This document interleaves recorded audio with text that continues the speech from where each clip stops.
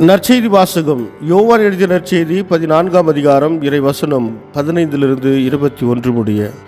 நீங்கள் என் மீது அன்பு கொண்டிருந்தால் என் கட்டளைகளை கடைபிடிப்பீர்கள். உங்களோடு என்றும் இருக்கும்படி மற்றொரு துணையாளரை உங்களுக்கு தருமாறு நான் தந்தையிடம் கேட்பேன். தந்தை அவரை உங்களுக்கு அருள்வார். அவரே உண்மையை வெளிப்படுத்தும் தூய ஆவியார். உலகம் அவரை ஏற்றுக்கொள்ள இயலாது, ஏனெனில் அது அவரை காண்பதும் இல்லை, அறிவதும் இல்லை. நீங்கள் அவரை அறிந்திருக்கிறீர்கள், ஏனெனில் அவர் உங்களோடு தங்கியிருக்கிறார், உங்களுக்குள்ளும் இருக்கிறார். நான் உங்களை திக்கற்றவர்களாக விடமாட்டேன், உங்களிடம் திரும்பி வருவேன். இன்னும் சிறிது காலத்தில் உலகம் என்னை காணாது, ஆனால் நீங்கள் என்னை காண்பீர்கள். ஏனெனில் நான் வாழ்கிறேன், நீங்களும் வாழ்வீர்கள்.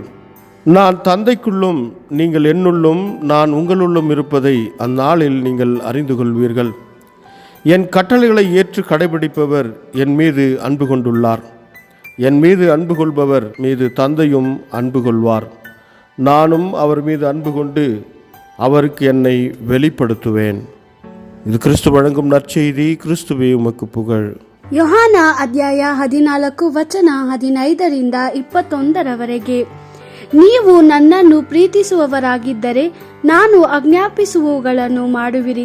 ನಾನು ತಂದೆಯನ್ನು ಕೇಳಿಕೊಳ್ಳುವೆನು, ಆಗ ಆತನು ಬೇರೊಬ್ಬ ಸಹಾಯಕನನ್ನು ನಿಮಗೆ ಕೊಡುವನು. ಆ ಸಹಾಯಕನು ಸದಾಕಾಲ ನಿಮ್ಮೊಂದಿಗಿರುವನು. ಸತ್ಯದ ಆತ್ಮನೇ ಈ ಸಹಾಯಕನು. ಈ ಲೋಕವು ಆತನನ್ನು ಸ್ವೀಕರಿಸಿಕೊಳ್ಳಲಾರದು, ಏಕೆಂದರೆ ಲೋಕವು ಆತನನ್ನು ಕಾಣುವುದೂ ಇಲ್ಲ, ತಿಳಿದುಕೊಳ್ಳುವುದೂ ಇಲ್ಲ. ಆದರೆ ನೀವು ಆತನನ್ನು ಬಲ್ಲಿರಿ, ಆತನು ನಿಮ್ಮೊಂದಿಗೆ ಮತ್ತು ನಿಮ್ಮೊಳಗೆ ವಾಸಿಸುವವನಾಗಿದ್ದಾನೆ. ನಾನು ನಿಮ್ಮನ್ನು ತಂದೆ ತಾಯಿಗಳಿಲ್ಲದ ಮಕ್ಕಳಂತೆ ಒಬ್ಬಂಟಿಗರನ್ನಾಗಿ ಬಿಟ್ಟು ಹೋಗುವುದಿಲ್ಲ. ನಾನು ನಿಮ್ಮ ಬಳಿಗೆ ಬರುತ್ತೇನೆ. ಇನ್ನು ಸ್ವಲ್ಪ ಕಾಲವಾದ ಮೇಲೆ ಈ ಲೋಕದ ಜನರು ನನ್ನನ್ನು ಇನ್ನೆಂದಿಗೂ ಕಾಣುವುದಿಲ್ಲ, ಆದರೆ ನೀವು ನನ್ನನ್ನು ನೋಡುವಿರಿ. ನಾನು ಜೀವಿಸುವುದರಿಂದ ನೀವು ಜೀವಿಸುವಿರಿ. ನಾನು ತಂದೆಯಲ್ಲಿರುವುದನ್ನು ನೀವು ಆ ದಿನದಂದು ತಿಳಿದುಕೊಳ್ಳುವಿರಿ. ನೀವು ನನ್ನಲ್ಲಿರುವುದನ್ನು ನಾನು ನಿಮ್ಮಲ್ಲಿರುವುದನ್ನು ತಿಳಿದುಕೊಳ್ಳುವಿರಿ. ಒಬ್ಬನು ನನ್ನ ಆಜ್ಞೆಗಳನ್ನು ಸ್ವೀಕರಿಸಿಕೊಂಡು ಅವುಗಳಿಗೆ ವಿಧೇಯನಾದರೆ ಅವನು ನನ್ನನ್ನು ನಿಜವಾಗಿಯೂ ಪ್ರೀತಿಸುವವನಾಗಿದ್ದಾನೆ.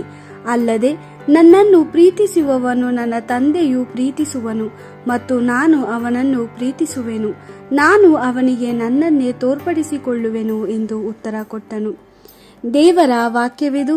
ದೇವರಿಗೆ ಕೃತಜ್ಞತೆ ಸಲ್ಲಲಿ. Gospel according to John chapter 14 verse 15 to 21. If you love me, you will keep my commandments, and I will ask the Father, and he will give you another to be your advocate, who will be with you forever. This is the Spirit of truth, whom the world cannot receive, because it neither sees him nor knows him. But you know him, for he is with you and will be in you. I will not leave you orphans, I will come back to you.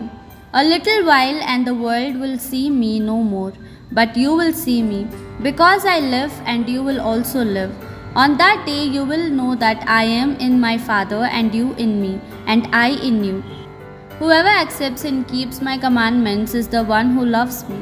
If he loves me, he will also be loved by my Father. I too shall love him and show myself clearly to him. The Gospel of the Lord. Praise to you, Lord Jesus Christ.